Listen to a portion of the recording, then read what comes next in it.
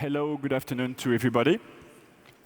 I must say I'm very impressed, equally by the venue, by the organization, by the audience, and by the speakers in the panel who I'm too impressed to present by myself. They will present themselves at the beginning of the panel.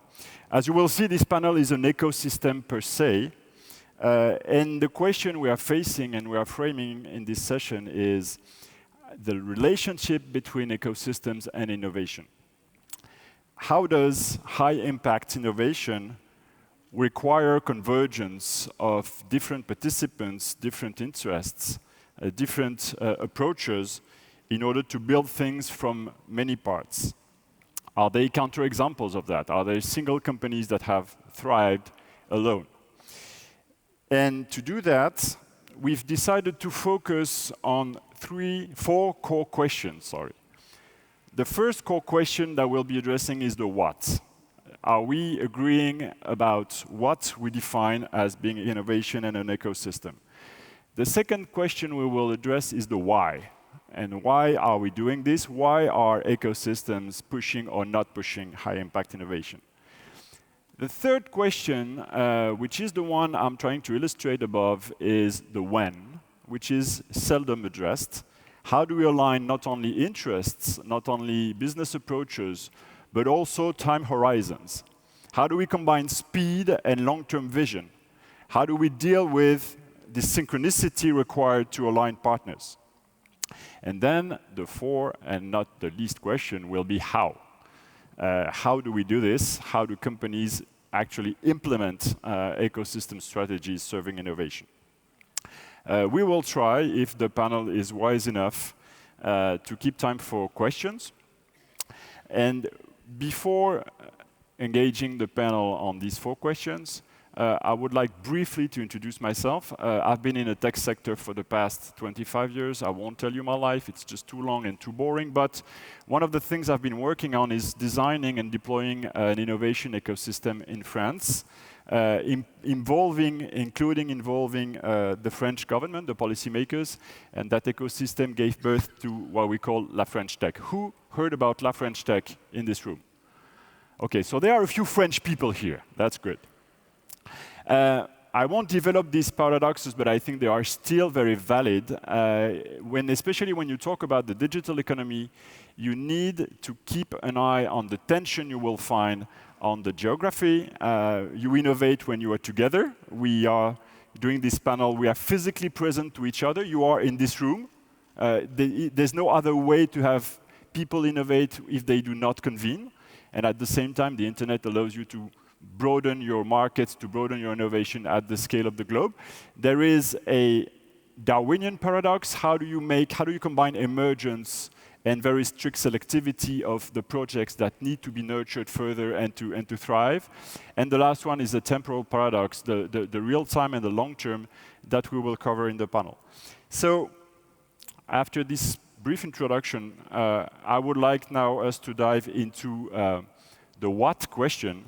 What are we talking about when we define innovation and ecosystems? And I would like to know which of you would like to step in. Let's start from the ladies. So, ladies first, Karolin. Please don't forget to introduce yourself briefly. Okay, my name is Karolin Frankenberger, and I'm professor for strategy and innovation at the University of St.Gallen in Switzerland. And I'm also heading the St.Gallen Executive MBA program. So, thanks for starting. I'm not really want to define what an ecosystem is because we already heard a lot about ecosystem, but there are two topics I would like to mention right from the beginning. So for me, first of all, we talked a lot about what are ecosystems, what is the technology that we use for ecosystems, but what we didn't touch that much today, and therefore I want to emphasize that, are two things. So the first one is, what is the purpose of ecosystems? Why do we do ecosystems? Is it just in order to find our socks like more easily, what we discussed this morning, or is it more about solving the big problems that we do have? And I'm deeply convinced that we can use the power of ecosystem as a new concept, as a new tool in order to really tackle the big problems that are out there. let's say, for example, climate change. So we can only tackle the climate change if we all work together and if we form ecosystems together with companies that create innovative solutions that help us to really tackle those big fundamental problems. And for me, this is something we should always think of when we really think of creating ecosystems. And I do some research in that field, and I've got to know a lot of cool companies that really started to kind of push ecosystem thinking with kind of their partners, their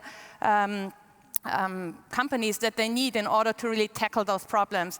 Like we come from a history where we do like we resource, get the resources, then we make something, then we dispose it.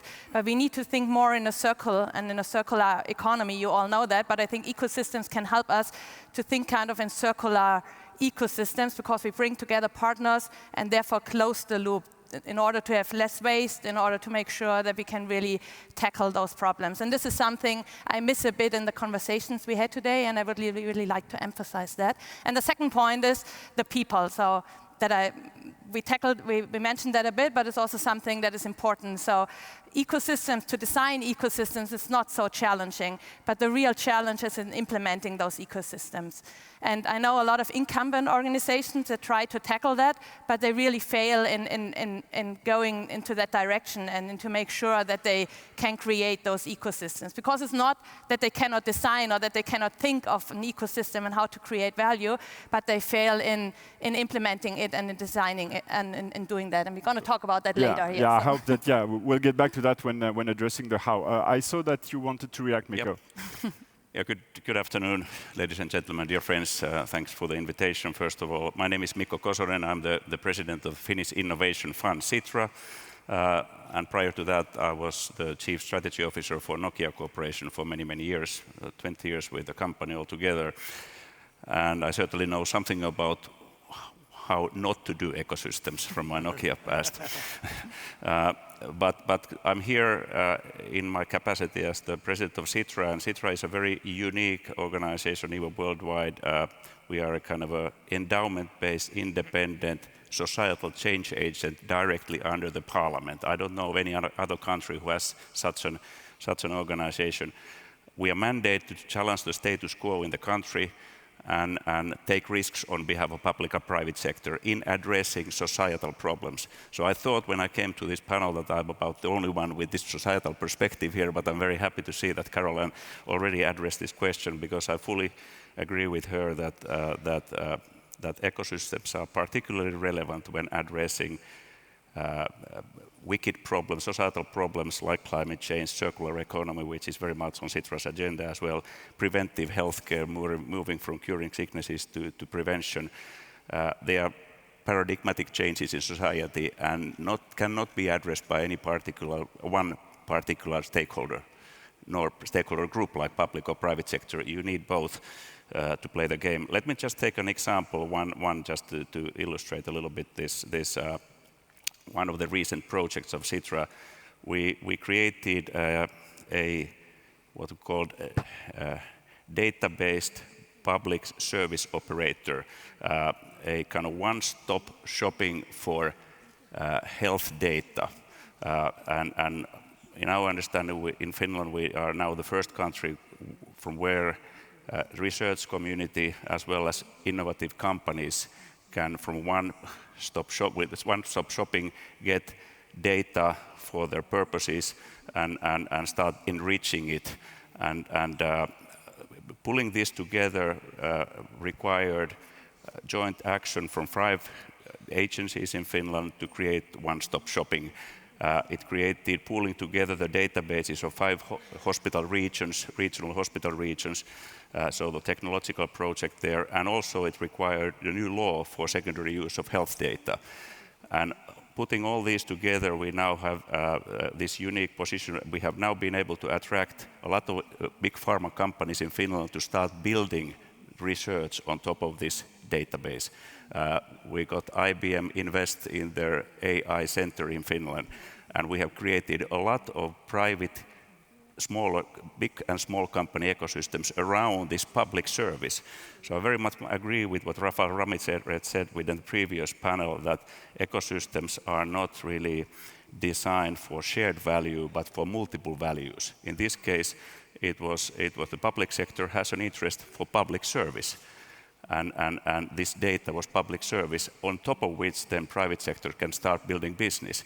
But none of this would have been able to be, we could have not done by public sector alone or private sector.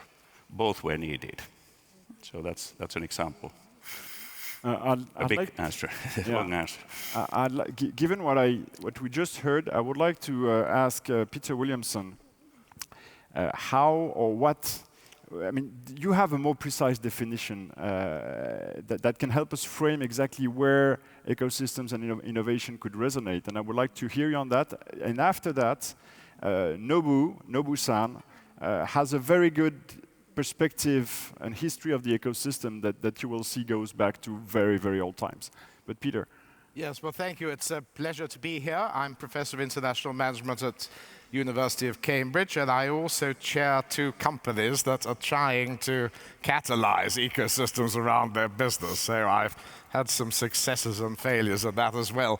And when Philippe asked this question about this panel and the what, being about innovation, I asked myself the question, where does innovation come from? And a lot of innovation comes from making new connections between things. And I think that's what ecosystems are good at. They're good at making new connections. And Mikko mentioned a number of these new connections.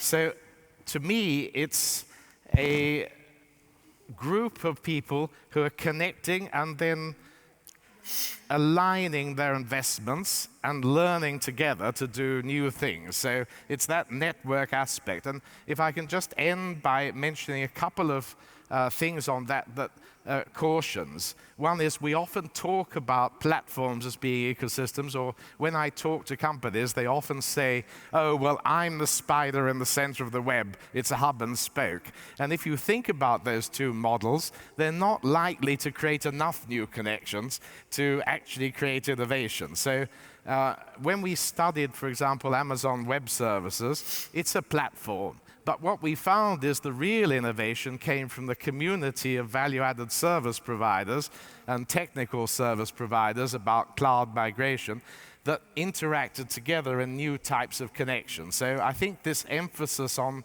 creating new types of networks is key to the definition of the ecosystem. Nobu, there is a word in Japanese that very few people in the room, I would not say no because you know the word, but you would probably not connect it with ecosystems. What is this word, Nobu? Okay. Well, first of all, thank you for having me today. What I'm doing is I'm an amphibia, which is I'm bridging both academic and practice. I'm here to represent one organization, which is Japan Innovation Network, who promotes innovation management among Japanese companies. And recently, we are trying hard to spread newly launched our innovation management system, which is ISO 56000. Do you know that? Of course, yeah. And that's what I do. And so we are kind of creating ecosystems with our partners. And also, I'm representing other organizations. If I have time, I would like to touch on it to make an ecosystem of our companies, universities, and the research institutions. And just Philippe probably mentioned that the word keretsu, probably that's what you mentioned. Do you know what the word keretsu? Keretsu. Who knows?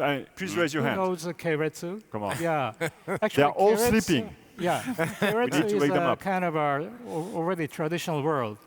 Back in 1980s, our American companies were struggling with the offensive of Japanese companies. So they did kind of reverse engineering research. They found out the keretsu, which they described closed membership web, is a strength of Japanese companies. And they once tried to disrupt it, keretsu, by antitrust laws. That was kind of then at but I think that this keretsu, which is closed membership web system, is the kind of a source of modern our ecosystem today. If I have time, I'd like to go back to the topic. But what happened after this reverse engineering research was the US researchers created the concept of web, virtual enterprise. Then later, after the internet was introduced, open innovation. So what we are trying to do is not just look at the ecosystem today, but from the historical context, so that we would like to use the ecosystem as a concept in a more practical manner. That's what I'm trying to do. So that means ecosystem is not about just business issues, but also societal, but also political. Mm-hmm. So we have to, I have to kind of broaden that kind of the base of the dialogue in that manner. Yeah, and I think maybe we will get back to this very interesting concept that we discussed when preparing this panel, which is the concept of bar. But I guess you may I touch upon that now, or just before that? Because I think Bar will answer the why question in a much appropriate manner. Okay. Werner, when we prepared, what I retained from one of the strong points that you voiced was this idea of non-generic complementarities between actors that I would like maybe you to develop, and also this idea on the what of orchestration. How does an ecosystem orchestrate its participants and therefore delivers innovation? Thank you. Also, thank you for having me here. Wasn't far from me in this case. I'm a professor at Vienna University of Business, and similar like Peter, also have a second professional life in this kind as entrepreneur and advisor and senior partner with EY Parthenon, a large strategy consultancy. So now when you refer to non-generic complementarities, this at the first glance maybe sounds a little bit academic and abstract, but anyhow I think it's important because talking about ecosystem has become very fashionable. Everyone wants to talk about ecosystem. Even more troublesome, everyone wants to create his or her own ecosystem, which is also a little bit ridiculous, and I hope we'll come to that later on. So I think we should be a little bit more precise what we mean, what kind of animal we're looking at when we talk about ecosystems. And for me, ecosystems is very much about aligning complementary contributions of different actors to generate a superior customer value. And this means it's very much customer-centric and very much has the vision to deliver superior value to a given problem that needs to get a better solution, and the different actors actually bring together their complementary contributions. And if you refer to non-generic, then of course there are many complementarities out. And I still like very much the example Michael Jacobides, who was here this morning, always gives when it comes to explain non-generic complementarities. He tells you if you have got a cup, hot water and a tea bag, of course then you can have a tea. But this is very generic kind of complementarity. You don't need an ecosystem to have this kind of solution. But you want to have an ecosystem if there's some specific hardware and maybe some specific software that is complementary to the hardware. And at the end, it's the customer who decides what kind of software he or she actually picks that runs on this hardware. This is the essence of non-generic complementarity. And I feel if we really want to explore the power of ecosystems, then we should be more precise what we are talking about. Exactly about taking advantage of non-generic complementarities and aligning contributions of different actors to some kind of complex customer needs, and with most of the time it's also about modularity, because if the contributions are modular in design, they can be easily combined together without needing to specify interfaces in a very, very extensive way. Yeah, so I guess we start now to have some kind of a vision of what exactly is an ecosystem, including the fact that the views are extremely complementary. What I would like to take you on and to lead you on is now the question of the why, because we are still not addressing the the question, the framing question, which is why do ecosystems as we have defined them, why do they enable, why do they drive innovation? And I see Mikko. No, I was just wondering, I mean, you mentioned about modularity, and I'm just kind of questioning whether that's also a criteria for an ecosystem. Does it require modularity? Because I mean, it's oftentimes, I mean, when you decentralize complex activities in a network, I mean, it's exactly for that purpose that the interfaces are unclear, and they kind of clarify there. So I mean, why would they have to be kind of modular from the beginning, the interfaces? Yeah, so if I could follow on that, also stimulated by your point, Werner. If the complementarities were obvious, we wouldn't need an ecosystem. We'd just say, right, there's a supply chain, you do this, you do this. So the ecosystems really come into their own when the complementarities are not clear. And how things fit together, I think, are not clear. So because it's really a process of discovery. That's what the ecosystem's good at. And that's why I'm so against people sort of thinking about ecosystems as hub and spoke, where we just tell everyone what to do, because that's not really the kind of problem that it's excellent at solving. It's where we don't know what the complementarity looks like. I guess, Werner, you probably were misunderstood when you insisted on a non-generic. Exactly. This is what I think is an important part. Otherwise, we miss the power of ecosystems, actually.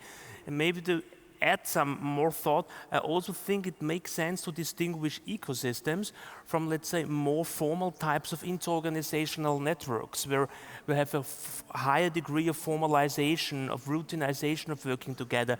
For me, an ecosystem is something inherently dynamic and agile, with more implicit cooperation than often explicit cooperation, also more informal contracting and relational contracting, and not so much formalized contracting. Just when you compare it with multilateral strategic alliances, where you have this kind of treaties, actually, you have to actually sign before you become part of the network. So I think we get most out of this concept when we have a clear understanding what is it, and how and why is it different from, let's say, some generic complementaries where you can easily use market mechanisms for coordinating them, or highly formalized interorganizational networks. This is at least my take on this. So just before Mikko, that takes, you wanted to just something on top? like to continue the thought, because I mean, can we then kind of somehow distinguish between ecosystems for creating something new and then running business as usual in a way? Because I mean, when you create something new, aren't ecosystems there to facilitate the efficient coordination of highly specific kind of interdependence, which could not be done by hierarchy or market mechanism? So that's what you need for the creation of something new, and then you have the interfaces, then you can run the business ecosystem. And I think that's especially important and vibrant environment if it comes to innovation, actually. That's why I think we're talking about innovation. There are also ecosystems, they are not actually geared to innovation. If you look at traditional exchange platforms, they also might have some ecosystems around, but they are not mainly about innovation, they're just about exchanging goods. She's got a platform, we're using her platform sharing. So this is not what we're talking about here. We're talking about innovation that can build on this platform, but then, as you mentioned, Peter, that the communities add complementary services to this platform. And when we talk about communities, I think Nobu is maybe bringing some lights on the very interesting concept. Well, maybe a slightly different view, but building on what Mikko was talking about. We see our innovation as making significant, impactful changes for the betterment of the society, of course, with creating circulation of new revenue or any currency. So it is about the knowledge creation. So if your ecosystem is not creating new knowledge as value, it's just a system, not the ecosystem. When it comes to our knowledge creation, it's very situational or contextual. It's not a logical, analytical approach to do creating some value as a value chain. It's independent on the situation, environment, etc. So where we need some place, which we call ba, or place in Japanese. So we all share some kind of tacit part of our understanding, purposes, and so on, so that we can start to ignite the process of knowledge creation. Yeah. That's the kind of essence of our ecosystem for view. Maybe it's slightly different. Yeah. So, again, what's interesting in this panel is the fact that we are organizing dissensus, which makes it vivid and which shows you that an ecosystem is not necessarily based about just strict alignment on one's position, but is something that vibrates around ideas and around potential disagreements. And Karolin, about that, you were the one who brought the climate change issue. You are also the one who brought in the conversation a notion of circular economy that I would like you to develop, because it is a very relevant and very insightful answer to the why question. How does circular economy provide innovation, and why do you need ecosystems to trigger circular economy? Yeah, well, I think it's, and again, here we need to decide what is ecosystem and what is value chain and what is really the value of That's ecosystem. behind us now. So, but it goes in that direction as well, because I think, well, ecosystems are so powerful because you start collaborating and you create innovation in this ecosystem and create knowledge in this ecosystem. And in order to tackle those big problems that we do have, we need to go into that direction, because what we did in the past, every organization tried to tackle those social problems. Somehow they had CSR departments, etc. But we are not really winning. We are not really having an impact in society. And therefore, I truly believe if we collaborate, if we work together in sense of ecosystems, so that we really create innovations together, only then we can manage to solve those problems that are out there. And therefore, I truly believe that those ecosystems and the concept and the power of this concept can help us to move forward and to make sure that we can make a big jump ahead rather than just incremental improvements. So you did not answer my question about circular economy, which means that you will address that later on? No, but circular economy is kind of something that you need a couple of companies to close the circle. So circular economy means that we do not take, make, and dispose, but the kind of take, make, and then reuse and bring it back into the circle. And therefore, obviously, companies need to collaborate to make sure that they close the circle. But then you can challenge and say, okay, that's only a value chain optimization and not necessarily an ecosystem. But it needs to be more than just closing the loop. You need to come up with innovations to make sure that you can realize that. You need to have closures where you can track to make sure that they are brought back into the circle. So it needs to be combined with all the technology, and then in addition to that, the organizations need to change their business model in order to make sure that for each organization it makes sense, but only together they can close the circle and realize the circular economy. I'd like to rephrase the question, and maybe Mikko will step on that. I fully appreciate the necessity and the concept of circular economy and all the limits it has as a concept. My question is again, circular economy is an innovation per se, because it's a totally different way for businesses to envision how they conduct their daily operations. So it's an innovation per se. My question is then, how do ecosystem behaviors enable, or how can they trigger such major step, which is rethinking the way we do business in terms of circular economy instead of just rethinking them on pure competition basis? Because companies work together and together try to achieve the circular economy. I'm not sure if I'm answering your question. Okay, so maybe sorry.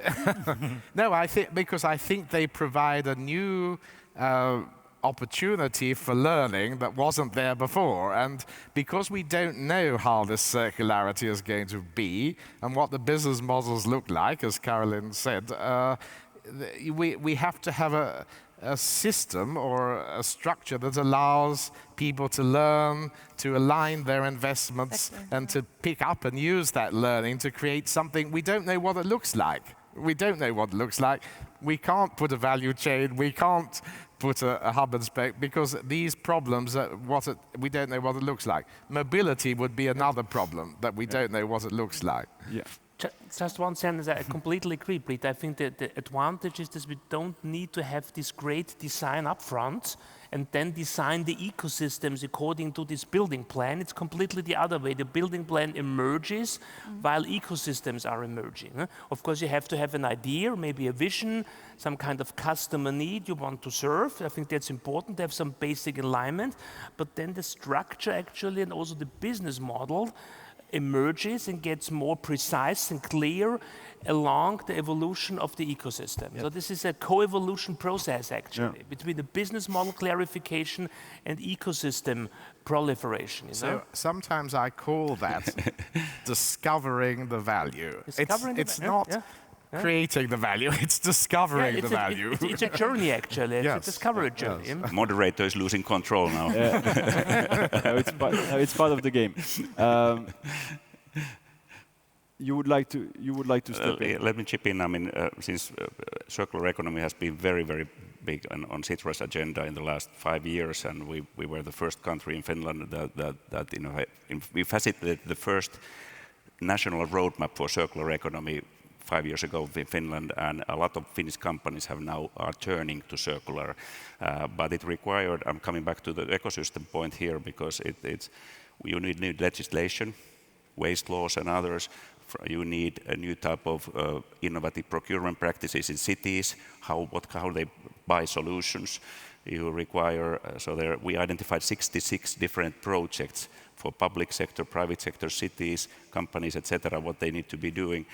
And I think it all starts from a new type of business model design where everything, you kind of forget the linear approach, but you start thinking from the beginning. You gather together the people to envision together. How do we get rid of all waste? How can we? And you need a lot of different stakeholders to kind of envision how the circularity is going to be implemented. And you need multiple parties, not just companies, but also public sector parties to realize the circularity.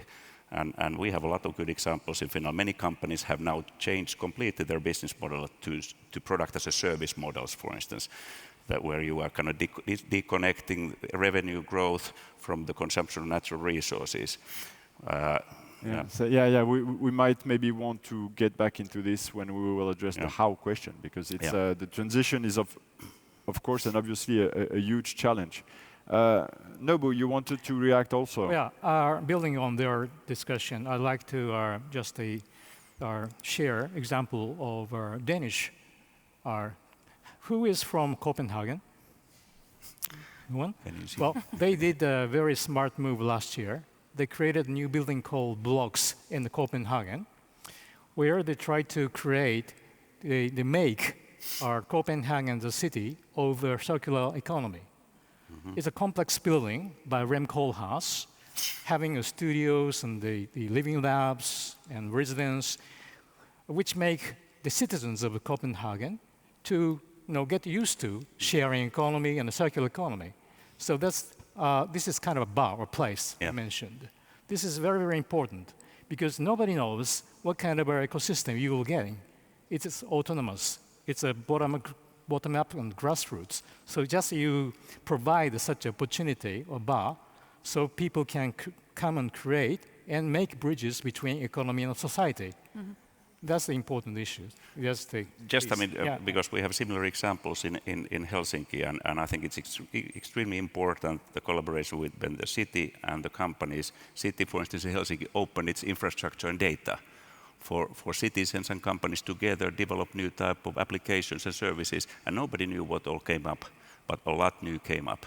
So it could not have been designed in advance, but multiple values was created by just opening it. Maybe I should have talked about Copenhagen, not Copenhagen, but Helsinki. Sorry. No. But Copenhagen is excellent there as well. So if we slowly transition from the what and the why to the when question, I would like to ask you, Karolin, about what you defined in the discussion when we prepared that about the early start. When is it appropriate to have an early start? When should you wait? because it is all about timing. It's not only about speed, but about when you start. And you had a very, very clear and bold position on circular economy. Well, in terms of circular economy, you should start the sooner the better, because the problems will not go away. So I think you need to start now, and we as businesses need to drive it. I hear from a lot of businesses, yeah, let's wait for the regulators to make the necessary changes, and then we're going to start with it. But I think that's the wrong way. Businesses should start right away, because the problems are there, and businesses are so powerful. They are so they are everywhere. And if businesses start with those issues and try to find solutions, overall solutions, not only in their organization, but together with governments, together with cities, together with technology, universities, and then come up with innovative solutions that help us to solve those problems, then this is the right way. And I know great examples where companies just started, although regulation wasn't so that far already, but then they said, okay, we are convinced that we need to drive that. We need to shape the future. Don't wait for someone else to tell you to shape the future, but the problems are there, and if we don't tackle them, we will never solve them, and therefore it's better to start yesterday than tomorrow. So I would just give the message here, the sooner the better, and there are companies out there that have the same mindset, and just search for them and bring them together, and then create those ecosystem, those collaborations that help you to tackle those big problems and make an impact on society. So do not wait, except maybe, Mikko, that I understood that you are rather convinced that one should make sure that they know exactly what they address before jumping in. Yeah. In the case of circular economy and in the case of climate change, I think we now all agree that it is not only about saving the planet, but saving ourselves. This is the question we should actually try to answer instead of saving the planet. But so I guess we all need to start yesterday. We need to be the change we want to see happening. This is a quote from you, Karolin. Not from me, no. But we need to know. Yeah. I think you're absolutely right there. I mean, with circular economy and climate change, we need to proceed as fast as possible. But for a particular or individual kind of ecosystems, of course, timing is everything, as you, Philippe, said. I mean, it's as much as we wished to progress sometimes. I mean, it's difficult sometimes if the different stakeholders. I have found out that we need a couple of things as prerequisites for a successful ecosystem to really kind of flourish, is that you need to spend time, and we are now in the how question. I mean, we need to kind of spend time on envisioning for some kind of a shared vision for what are we aiming? I mean, do we have a shared understanding of the solution that we are creating? Then secondly, we have to have some kind of a shared understanding also of the kind of basic architecture of the solution. And thereafter, we need to have also some understanding of the roles and responsibilities. And that's the kind of the trigger point there. After we have that defined, then is everybody on board still? I mean, does the public sector see the public good value there? And are they ready to invest? And are the companies also ready to invest? If not, then you have to wait for a while or do something more, because if you cannot push it artificially. I mean, there has to be clearly somebody has to take the lead in the ecosystem, and you have to have enough stakeholders to join forces. Then it starts moving. Unfortunately, that's also the case with the fight on climate change, because as much as we wished to proceed fast, it's not as easy. Yeah, but what if we find ourselves? I mean, what if by waiting to have a clearly defined problem, we find ourselves in some kind of a catch-22 situation? Would Werner or Peter want to react? So I could at least maybe bring one additional perspective on this. So I think when we want to answer the when question, we need a clear understanding what actually drives the emergence and evolution of this specific kind of ecosystems we are talking about. So I would say main drivers are for sure converging technologies, blurring industry boundaries. Actually, what you witnessed at Nokia, when formerly completely separated product markets somehow started to converge, of course, actually driven by new business models, in this case the smartphone business model, this comes together. And of course, if such a process is going on, then of course it's very urgent to get the timing right, not being too late actually, to be part either of a strong ecosystem or if possible, create actually your own one. Another issue, of course, would be very complex new customer demands or society needs, like climate change, how to cope with the climate change is very much then the demand-driven actually. And if those two factors come together, then of course, then it's very urgent. I think always in life you can be too late, but you can also be too early. So I would not make this general recommendation be always as early as possible. I think life tells you everywhere. You can be too late, yes, but you can also be too early. And there are nice examples also in business where companies were too early with ideas, they failed. And a few years later, when all the prerequisites were in place, that a really powerful ecosystem could emerge. An idea alone is not enough. You look at the Wildlands, Ron Aidner telling you there need sometimes be many pieces in place actually to handle co-innovation risks, adoption chain risks, and so on and so forth. So I think getting the timing right is obviously crucial. We can identify drivers, and it's very, like always in business, it's context dependent, and you have to make a sound judgment, what's the right timing.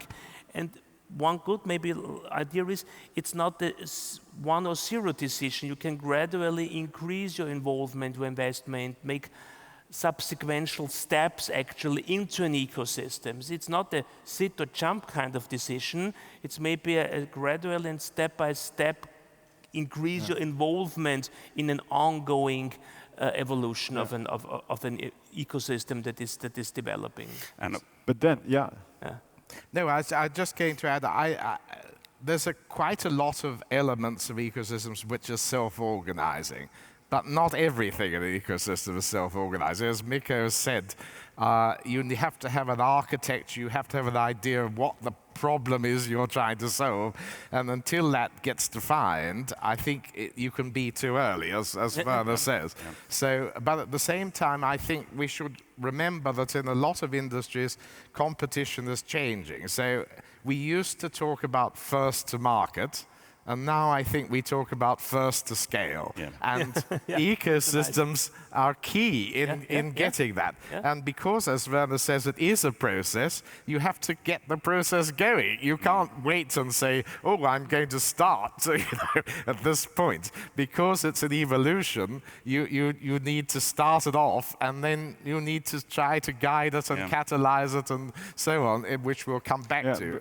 And one of the challenges, of course, particularly with these societal ecosystems, is the different kind of time horizons of different stakeholders. I mean, you have governments having kind of much longer perspectives than bigger companies have deeper pockets they can invest, but smaller companies much less so. So how do you kind of equalize and balance? I mean, in a way, these time horizons. I think that's one of the key challenges in managing innovation in ecosystems. And how do we? In Finland, for instance, we have created some instruments for the R&D funding agency that can support then the smaller companies with grants and others, so that they can stay on board in the ecosystem development a little bit longer than they would otherwise, in other case, kind of manage. But I mean, this aligning time horizons, time schedules is enormously difficult. I can imagine. I perfectly get, Karolin. Yeah, just to echo that, that's really the challenge also with the circular ecosystems, because it takes a while, and at the beginning you need to invest before you can really benefit from it, and therefore this needs, and we mentioned that this morning in the panel, this long-term orientation, which a lot of companies still do not have, because they are focusing on short-term, looking at platforms, how to scale it quickly. But if you think about those more societal problems, and the circular economy needs to think long-term. Yeah, but precisely, and this is where we'll get to you, Noboru. We are dealing with emergence, we are dealing with iteration, we are dealing with speed. The question is, how do we avoid becoming headless chicken running errands all across the room? And this is where maybe some kind of a long-term vision is needed, and this is what you stressed a lot, Noboru. Well, what I'd like to mention is I'd like to share our failure I mean Japanese failures. Now, Japanese Cabinet Office is advocating concept of Society 5.0. And companies like Hitachi is talking about social innovation, and company like Fujitsu is talking about trust. Why? This is kind of a backdrop. After our bubble economy bursted, we are having a very flat economy. And every time we try to pick up, some disasters happen. Earthquakes, the nuclear plants break down. Lehman shock was okay. We could survive, but not the social ones. What I mean is, if you neglect your social capital or resources as a power source of your ecosystem, you will eventually fail. So now where we're looking at the social part, it's not the CSR or philanthropy. That's the source of your capability. I don't know about the United States, but if you look at your economy and business too focused to your economy and businesses, you might lose the social capital over time. So that's a danger. So I'd like to share our failure. Yeah, so ecosystem is a good thing in that manner. That's an interesting point. Yeah. Before we stepped into the last and most difficult question that we need, and we need to keep as much time as possible for this one because this will be the how. I still would like to share my little frustration and poll the room to see if this is shared or not. Because we spoke about speed and start now and be very agile and iterative. Okay, fully get it.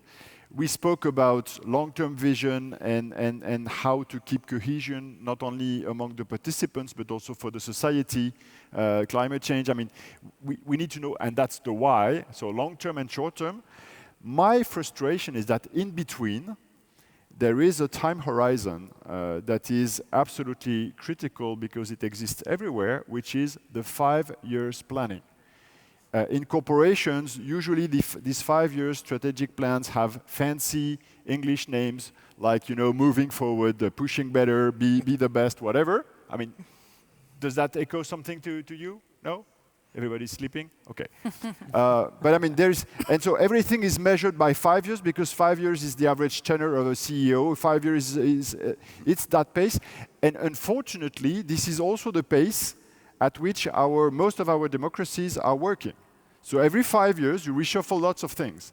So how do you that's my frustration. If none of you want to step in, then we'll move to the how. But to me, this is still an open question. This is an elephant in the room, is how do we go fast on the long term while any kind of board war or any kind of political change may just stop everything and reshuffle everything every 5 years?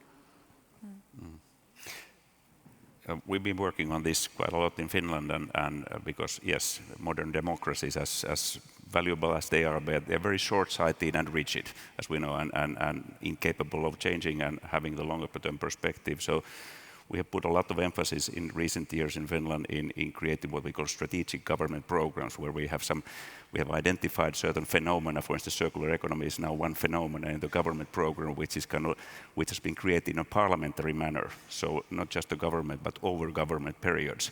So there is a consistent investment now in the next years, and it has been already for 5 years and will continue for another 5 years at least. So that's the kind of the part from the kind of the long-term perspective, but which is required to address these bigger problems. But then the agility needs to be there as well, and that comes typically by working together.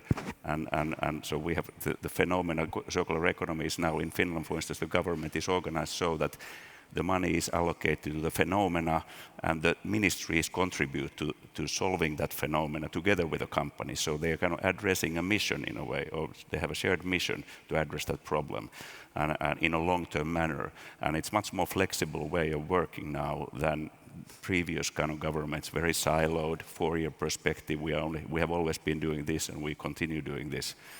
Nothing happens that way, as we know. Yeah. So yeah, Werner?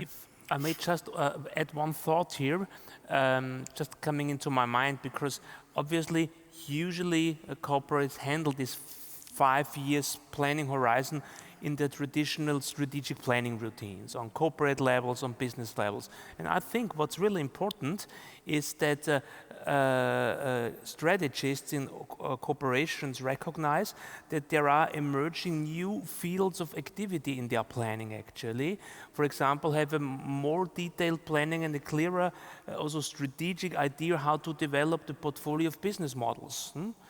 I don't know if there are many chief strategists and CEO in the room who have a clear understanding how they want not to develop their portfolio of businesses, but that the portfolio of business models, and usually ecosystems, are driven by business models. So maybe strategic planning needs to be developed further to handle also this issue, to close this gap you mentioned actually. So maybe this at corporate level, but also at business level, to look about business model, corporate level, portfolio, and also at the business level have a clearer understanding how businesses are embedded into inter-organizational fields, and what does this mean for ecosystems and other kind of networks, and how they want to develop them further in a strategically meaningful way. So there are new, very interesting jobs that needs to be done, also from strategy departments, actually. Come up with new kind of planning routines and methods, actually. I think this is a very important point, that strategic or strategy formation or development will need to change in an ecosystem world. And I don't fully know all the answers, but I think we need to ask ourselves the question, what does a good strategy process look like in a world of ecosystems? And as you say, Werner, it's probably not like the one we've seen in the past. Seems to be an actually unsolved issue. Sorry, Maybe that's the next Drucker forum. I don't know. Richard, I hope he's here to be already write it down. I'm not answering directly, but what we do as an exercise is called purpose engineering.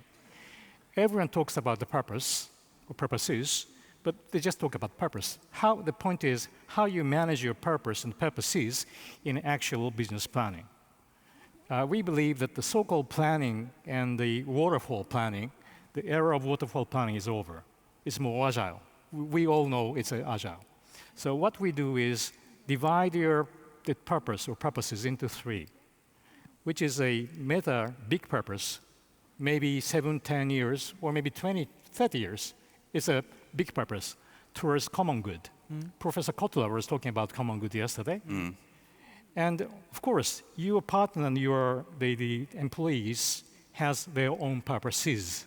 But if they want to do what they want, it's chaos. So you have to talk to everyone with this big purpose. But in 5 or 7 years range, we have to set the clear goal, which we call driving objective. It's like an Apollo project. Everyone knows their objectives and purposes, so it can be autonomous in a way. So it's kind of a continuous renewal of your project management structure. That's what the Sony and Apollo project was doing in 1970s and 80s. I very much like and subscribe to that perspective, and I would just like to say that I think in the future strategy process of companies dealing with ecosystems, a must is that they have to have a kind of shared, let's say, a bigger purpose with their respective societies that they are dealing with, and they need to be involving much more kind of even politicians and all kinds of different stakeholders into their strategy process, so that they can somehow align their interests. How do we want to change? Because I mean, the governments play an enormously important role in building the kind of competitive kind of local context and conditions for businesses to compete. And if the government is not aligned, building those conditions, framework conditions, the new type of framework conditions, nothing will happen there. So they have to include in the strategy process multiple stakeholders much more than before. I fully agree. So I think the era of strategic planning is over, and it needs to be more about bottom-up initiatives. As top management, you need to give guardrails, and then within those guardrails, some new business models should emerge. And just to give one more example, I was talking to the global head of strategy of Novartis, and they said they stopped fully the strategic planning totally, because it's just a waste of time, a waste of resources, and it's based on a lot of assumptions. And now they use this extra time to really think about strategy, to think about new business model, to think about how to tackle the phenomenon of ecosystem. And also in their board meetings, they have more time now because they don't need to go through this detailed strategic planning thing, but they have time to really sit down and discuss the strategy, what we want to achieve in the future. And that's what we all need to rethink. So more strategy dialogue, less bureaucratic strategic planning, actually. Yeah. And unfortunately, companies are, in my experience, surprisingly bad at understanding how society works. They are concentrating just their own business and not relating to the rest of the society. There's another bridging question between the when and the how, which is actually how patient. What is the level of patience a corporation or even a political body should have between starting an ecosystem or initiating something or helping something that is emerging go further, scale up, and the time when you decide that the results should be here. And obviously, in some cases, they are not totally. And then you are tempted to scrape everything because again, the process of initiating things in some cases is much more exciting than the process of keeping things going on, especially when you don't know exactly what you will measure because it's all about innovation and unexpected. Who wants to react on that? This is a paradox that I think is worth investigating, where your experience might be really helpful. Peter? Well, very quickly, I think one of the key things is to say all the time, what have we learnt from this ecosystem? And therefore, that's a value that you can take out of it. And the ecosystem orchestrator needs to think a lot about two things. How do I encourage learning in the ecosystem? And then how do I take that learning and collect it, some of which I'll keep to myself because it's my way to monetize, and some of it I'll share with partners to make the ecosystem more effective. So I think we shouldn't just always look for the results being a final thing. Part of what I'm getting out of this is learning, and if I'm tracking that, if I'm gathering that, if I'm sharing that, if I'm using some of that learning to perhaps make some money along the way, that will help overcome this problem, I think. So it's really not only the kind of strategy process that is changing, but I think the kind of the fundamentally the leadership skills of modern managers have to change. I mean, much more to those of, let's say, like adaptive leadership, a la Ronnie Hyphens, and facilitation, listening, enabling are the key, not the command control skills. So it's a completely different type of skill sets that you need from kind of modern managers in running ecosystems successfully. Definitely. And that's a big challenge for business schools and others and the whole generation of leaders. So would you be ready to take a few questions from the audience? If the audience has questions, or are there any topics that you wanted us to cover and that we have skipped so far? I think we probably do need to spend a couple of minutes on the how, because that's very important. Yes. I'm keen on this topic because I just wrote a book on it, and since this is not the BBC, I can give an advertisement. There's a flyer of the book in your bag. But anyway, I think the point about how that we should be clear about is I've heard a lot over the last day people talk about managing ecosystems, and it makes me hot under the collar because you can't control an ecosystem, you can't manage an ecosystem. What you can do is catalyze its development. What you can do is nudge it. What you can do is provide a kind of roadmap for the future, but you don't know exactly where it's going to go. And I think this is one of the things we found that's very important actually, is that your roadmap doesn't have to be perfect, but you need to stick to your roadmap sufficiently for people who are partners to invest in that roadmap. Because if you keep changing your roadmap all the time, there's no way they say, you just obsoleted my investment. You know, I'm not getting anything out of this. So, Werner, you want to? As I think, first of all, you have to get clear what is your role and your position in an ecosystem. And I think there's a lot of misunderstanding. Just a little anecdote. A couple of weeks ago, I talked to the owner of a mid-sized Upper Austrian manufacturing company, and he came across ecosystem. Professor, I have to show you. I have to show you my ecosystem. And then it was a hub and spoke with his tiny little company in the center and small insignificant companies like Amazon, Google and Apple at the periphery as being part of the ecosystem of this organization. I think it would be nice to tell Jeff Bezos that he's part of the ecosystem of a small Upper Austrian manufacturing company. So he obviously got it completely wrong. This was his alliance portfolio, and this was his inter-organizational field he's embedded. There's nothing wrong to write it down, but this is not an ecosystem. It's the other way around. His organization is part and minor player in the ecosystems of others, obviously in this case in 3 different ecosystems. And he has to get it very clear what's going on here. I'm competing or contributing, usually you are both, competition, in the 3 ecosystems, and I have to get it clear what's my role there, what's my contribution there, and how can I actually gain and sustain some kind of competitive advantage when I'm having this position. Do I want to go for one ecosystem? Do I want to do multi-homing? That means being active in different, maybe somehow competing ecosystems. A lot of fascinating questions, but at the beginning you have to get it clear, what is my position? What's my strategic perspective? And then you develop your actually subsequent steps out from that. Karolin? Yeah, for me, this how is really important because it's a transformation, a fundamental transformation of the organizations. So we know a lot of ecosystem of the startups, etc., and it's easy for them because they don't have the legacy business. But for the incumbents, for the existing organizations, they do have a legacy business, and I think they need to understand that this is a transformation of the organization.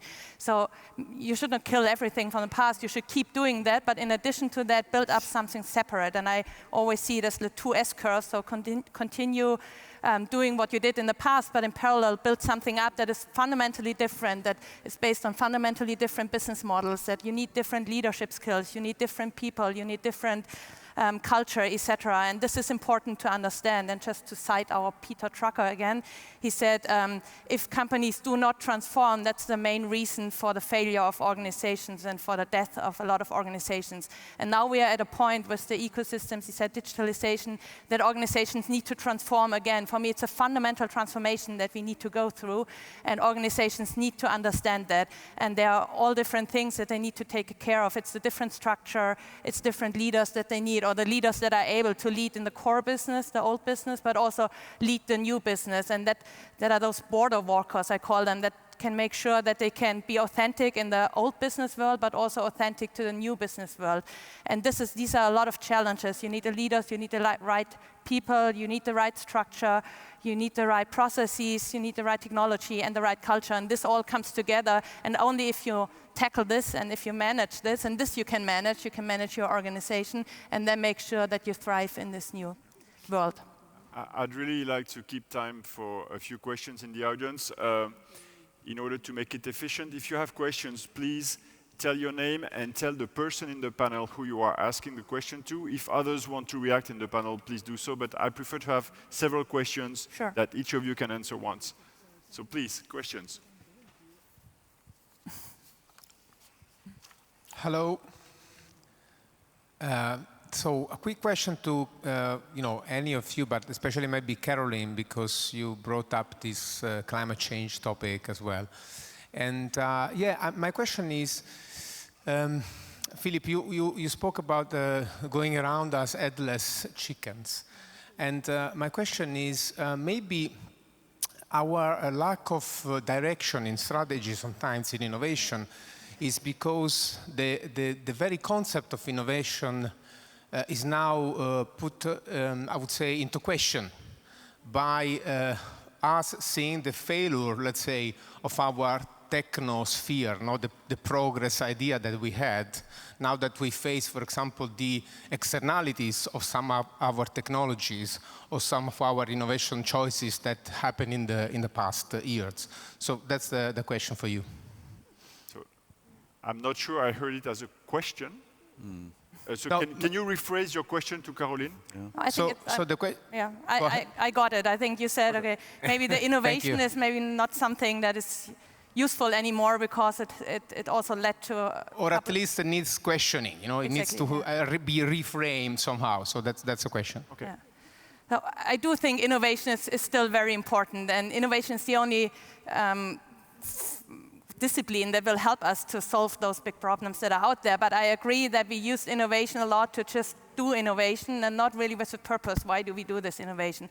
And therefore I started out this panel, why do we need ecosystems? What is the purpose? And now I have the feeling everybody just does ecosystem because it's a cool word, it's kind of out there and everybody thinks it needs to be tackled. But why do we do that? What's the purpose? And if we think as organizations, what do we want to achieve? Why do we have our organization overall? And that's also citing Peter Drucker again. It's not because we want to make profit, but because we want to have impact and satisfy customers and satisfy the society. And then, therefore, we need innovation, but we need to channel the innovation in the right direction so that innovation helps us to satisfy our customer and even more to solve the big society problems that we do have. But we need innovation, so definitely. If I just may add one thought, I think the challenge is not that we don't need innovation or need another type of innovation, some kind of higher order innovation. I think the issue is that individual organizations in isolation are not sufficient anymore to come up with the innovation. I think this is more an issue that several and more organizations need come together to provide the innovation that is needed. And that's why we have ecosystems. Huh? Because if an individual organization could deliver the innovation, we don't need to have ecosystems. Huh? Yeah. We need, this is the very reason why we need to have ecosystems, because these problems you are also mentioning, these more complex problems, need many complementary contributions of different kind of organizations. And if I can add, probably when we've let a single organization dominate it, that's when it's created the negative effects that you mentioned. Exactly. We have another question in the room here. Yes, I have a question on the how. Can you please be very concrete on how to structure the interfaces? Because we have heard different versions up from just open up and see what happens. Or how do you manage interfaces? Is it a handshake of two CEOs? Is it contractual work between companies? Is it building companies together? So what are the best practices in actually making interfaces flexible and work at the same time? Who do you want to ask the question to?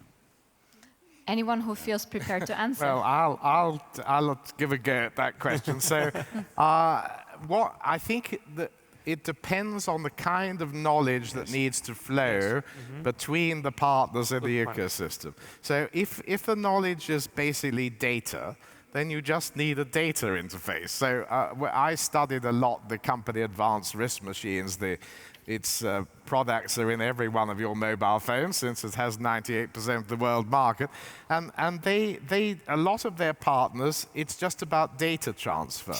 On the other extreme, when they work with Samsung or Nokia or Huawei or the other people that they need to interface with, where the knowledge that has to move between the two and co-evolve is very complicated, they actually keep a person 100% of the time in a company that's not even their customer. It's their customer's customer. So I think the interfaces vary depending on what kind of knowledge needs to be shared and exchanged. And I think that's a very good guide to thinking about what the interfaces are.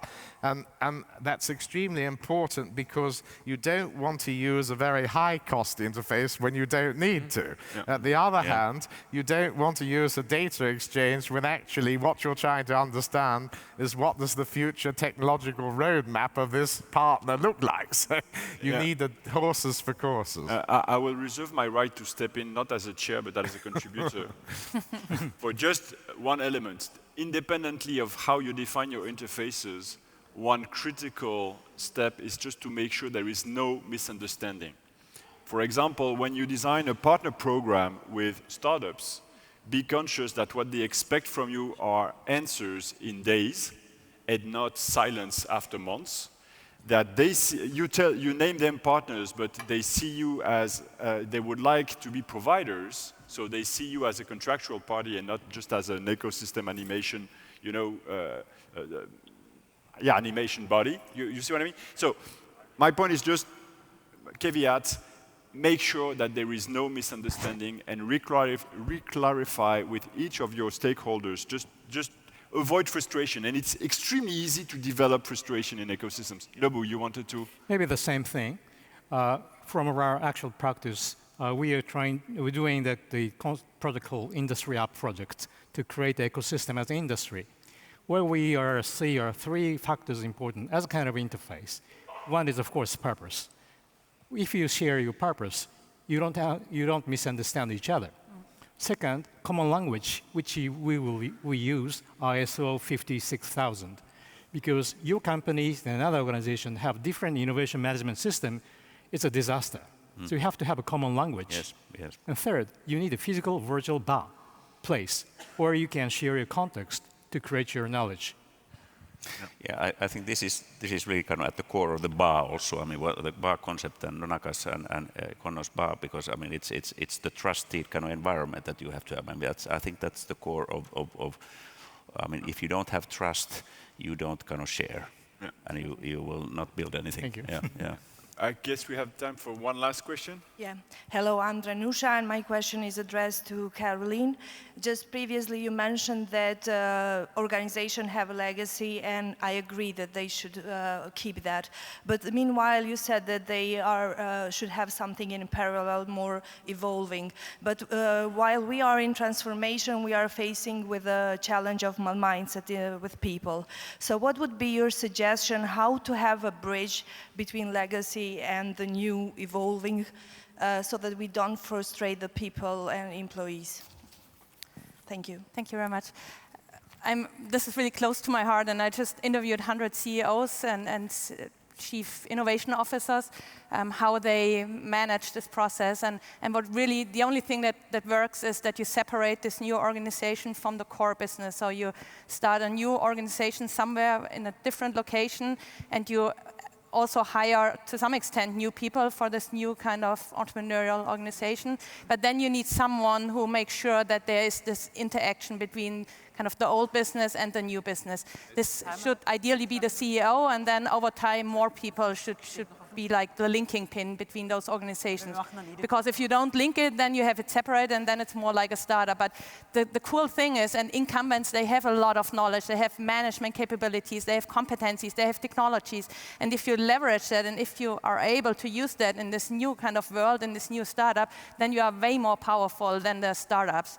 But this is important to understand. Don't see it as a legacy and as a negative thing, but as a positive thing that you can really leverage and outcompete the startups that are out there. But that surely needs a lot of linkages. It's not just the top management. No, I mean, this ambidextrous is not sufficient. I mean, at the top, I mean, you have to have pretty many linkages in order to kind of really turn the kind of momentum in the legacy. At the beginning, it's at the top. Over time, more people it has should to be much more embedded. Be able otherwise, to do that. I mean, incumbents there's so much inertia. I mean, you don't change it just by establishing another business beside it. So, I have been asked by the organizers to really not only respect time, but to finish slightly ahead. So it's time for a wrap-up. The good news is that all of these terrific speakers will be available later this afternoon and tomorrow. So the conversation was just started here. I hope it continues.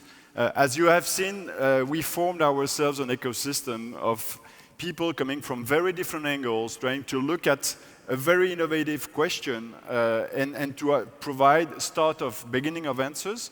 To finish with the metaphor of the chicken I used earlier on, I think what makes ecosystem thrive is commitment, is people who are engaged. And I remind you the difference, very strong difference in, when you take bacon and eggs, always remember that the chicken is involved, the pig is engaged. So big round of applause for all our panelists, and don't hesitate to get back to them afterwards. Thank you.